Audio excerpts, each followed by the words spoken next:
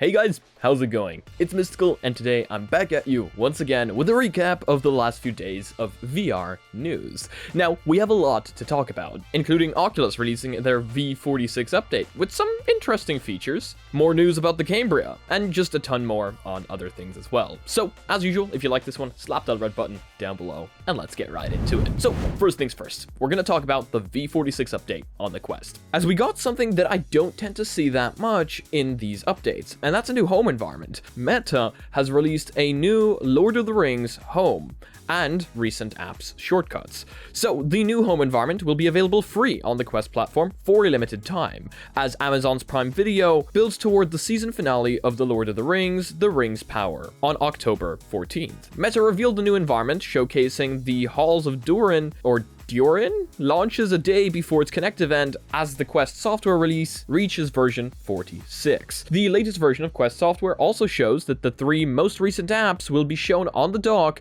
and includes some updates to privacy settings. You'll also be able to change settings for specific apps if, for instance, you don't want your friends to know you've been playing Demio without them, a post on Meta explains. Yeah, that's actually a problem that I have quite a bit. My friends bullying for playing things like Demio without them.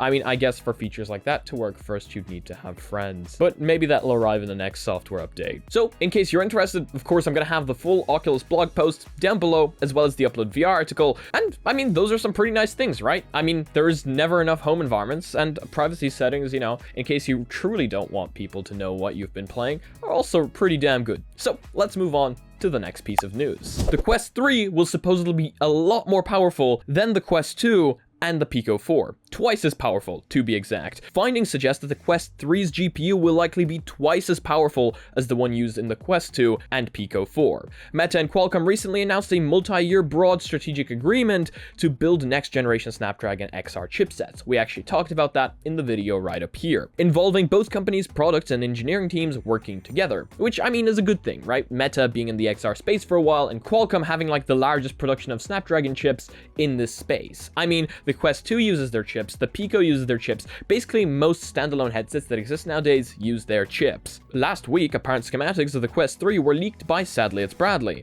revealing key features including pancake lenses and a depth sensor. We also talked about that. However, Lynch also claimed a source told him that the headset will use a yet-to-be-announced Snapdragon XR2 Gen 2 chipset. Current headsets use the Snapdragon XR2 Gen 1 chipset. Now, why they would just create a Gen 2 and not just call it the XR3, I'm not entirely certain. Qualcomm's GPU line using these chipsets is the Adreno line. The original Quest used the Adreno 540 with 0.6 teraflops performance. The Quest 2 shipped with 3 generations newer, using the Adreno 650, delivering twice the performance at 1.2 teraflops. So we have indications that the XR2 Gen 2 will be in the Quest 3. But what does this truly mean? There's a ton of text here, and of course, in case you're interested in the details, full text down below. But as noticed by Sadly It's Bradley, the text also lists a 740, almost certainly referring to an Adreno 740 GPU expected to launch in the Snapdragon 8 Gen 2. The existing Adreno 730 already offers 2.2 teraflops performance, already around 80% more than the Quest 2's Adreno 650. If the Adreno 740 offers even a modest performance leap, the Quest 3's GPU will be at least twice as powerful as the Quest 2's. So yeah, we're seeing these standalone devices get more and more powerful right in front of our eyes, and this is very exciting for a multitude of different reasons. When you're going standalone, you're limited by the things you can shove into a game, by the performance you can get, and with new devices being twice as powerful as the old ones, that's a massive leap, and will allow developers to, well, take less liberties and give more clarity to games, as well as garner more FPS. So this is very exciting. I cannot wait to see what actually gets released and how these new chipsets are going to run.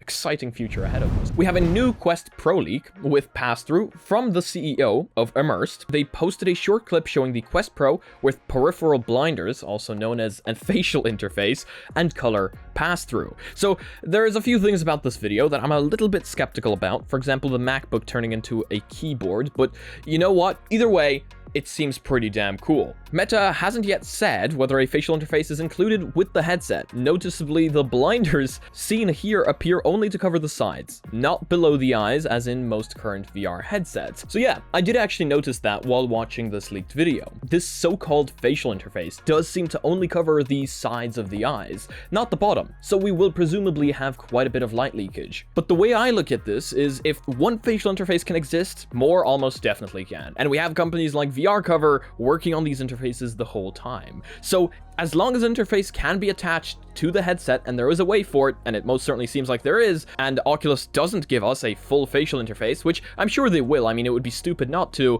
then companies like VR Cover are going to hop in and hopefully give us something that will. So that isn't a problem here. I'm not really scared of that. It's also interesting to see the somewhat quality of the pass-through, and I mean somewhat because from a video recording, you're never going to get the full thing, exactly what it looks like, but it does seem quite nice. And I mean, it is color, and it is higher resolution, so that is really nice to see. You can also see multiple windows floating around, which shows that really awesome AR kind of view that I always wanted to see inside an AR headset, and it shows you that it's quite good at sticking to the world where, you know, it stands. So AR is definitely going to work fantastically on this device, and I cannot wait to get my hands on it to try it out, since AR is something I'm very excited in. The Air Bridge is going to cost $99, which means a lot of people probably aren't going to go for it, since $99 is actually... you could get a nice router for that. Like, you could get a really nice Wi-Fi access point, and at that point, you'd be upgrading your entire network. You know, you'd be genuinely upgrading the Wi-Fi experience for everyone, not just for yourself. I've got a nice Unify access point up on my ceiling, and I'm using that for virtual desktop and for all my other devices, and I've had literally no problems. So, and it's working beautifully. And that's only Wi-Fi 5. It's not Wi-Fi 6. So, you know, just saying. But let me know your opinions down below. Also, it also works for Airlink, that access point, you know, so if you prefer Airlink over virtual desktop, I'm not being biased here. Competition good, okay? We have the Quest 2 usage dropping on SteamVR. This is just a little note of interest for you guys. Apparently, the Quest 2 SteamVR usage has gone down. So we've got the SteamVR hardware survey, which we check out from time to time, and apparently the Quest 2 usage has dropped by a whole 7.8%, which is quite a lot. I mean, the Quest 2 is still 41.39% of all headsets on SteamVR, so don't get me wrong. That is still a massive, massive number for the Quest 2 users, but it has dropped by a whole 7%. That's quite a bit. And whether this is another anomaly on SteamVR charts or whether this is genuinely usage dropping, I'm not entirely certain. Now, the price did go up by 100, but that doesn't change anything, as basically, I mean, these are people that already had the headset, so these are people stopping using the headset, but I'd love to hear your opinions down below. And we're seeing cost cuts at Meta once again. Wow, okay, it's been a while, so this is quite interesting. Bloomberg reports Meta to reduce headcount, cut budgets in 2023. According to Bloomberg, Meta CEO Mark Zuckerberg recently outlined plans to reduce the company's headcount, restructure teams, and reduce expenses heading into 2023. Now, I cannot say much here, as me and business don't mix whatsoever. I know nothing about business, so basically, this could be a business strategy, and if I said something wrong, I'm sure there would be a lot of angry people in the comments trying to correct me. So, all I can do is read you the article and let you form your own opinions. Bloomberg reports that Zuckerberg spoke about these changes during one of the company's weekly Q&A sessions, citing a person in attendance. Zuckerberg reportedly indicated to employees that Meta will freeze hiring and restructure select teams, with the aim of cutting expenses and realigning priorities. This will result in the company being somewhat smaller by the end of 2023. According to Zuckerberg. According to Bloomberg, this would mark the first time Meta has ever reduced its headcount since the company's inception as Facebook in 2004. Zuckerberg also reportedly indicated that the budget cuts will take effect across almost all teams, even those seeing growth, such as the Reality Labs department. So this article goes a lot more in detail. In case you want to read the full thing, of course, it's down below. Again, can't say much here, just thought it would be of interest to at least a few of you, so decided to throw it in. But yeah, this is definitely quite a milestone. This is the first time since Facebook's inception that they are dropping headcount, which is quite interesting. I mean, I thought that the company was growing the whole time, you know? Of course, there's definitely issues behind closed doors, and considering that they're trying to get their priorities right again means that maybe something went wrong along the way, but I'd love to hear your opinions down below. This is what I'm super excited for. HTC has teased something new on Twitter again, and this time we actually know it's a headset. No more kind of trying to figure out what it is and then it being a Vive facial tracker. No, we know it's a headset. They confirmed that much inside tweet comments, and they did mention it's a new small headset. Now, whether it is, again, something more for, I don't know, meditation and ASMR, or whether it's something more based towards consumers, I'm not certain, but I have hopes. You know, HTC, they made the HTC Vive. They were one of the pioneers of VR at the very beginning. The first HTC Vive was definitely the headset to have for SteamVR at the very beginning. Lighthouses and all, you know, there was tech there, definitely. And then after a while, they've been kind of working towards business right now, but I'm really hoping, considering, again, they're advertising on Twitter, they're advertising to the masses, hopefully this is something consumer-based, to fight alongside the Pico Neo 4, the Quest 2, and possibly the Quest Pro. I mean, I would really, really hope so, but I'd love to hear your opinions down below. Again, all we have is this image that really doesn't tell us much, but we know it's going to be a headset, and it says go small or go home, so it's a small headset. I mean, we know that much. And final piece of news, Sidequest has raised a $12 million investment from Google's venture arm. So, I mean, that is super exciting. Sidequest, my favorite third-party store, basically only third-party store, but it's amazing, I love it, third-party store for the Quest 2 is now backed by Google through its investment arm. Initially backed by Oculus co-founder Palmer Luckey and Boost VC in 2020 with $3 million added last year. As part of the investment, Google Ventures general partner MG will join Sidequest's board. We feel the time is right, and Sidequest's team has potential to be a leader in the sector that finally feels primed for prime time.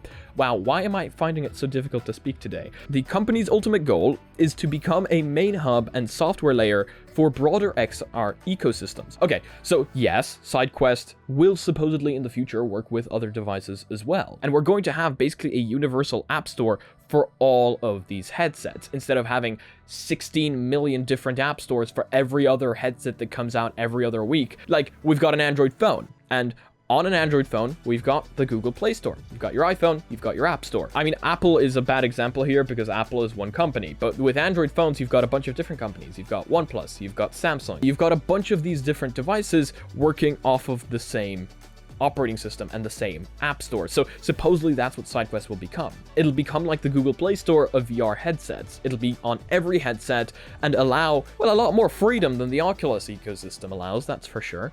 But yeah, let me know your opinions on that down below. Anyway, that's going to be it for today's video. Thank you all so much for joining me today.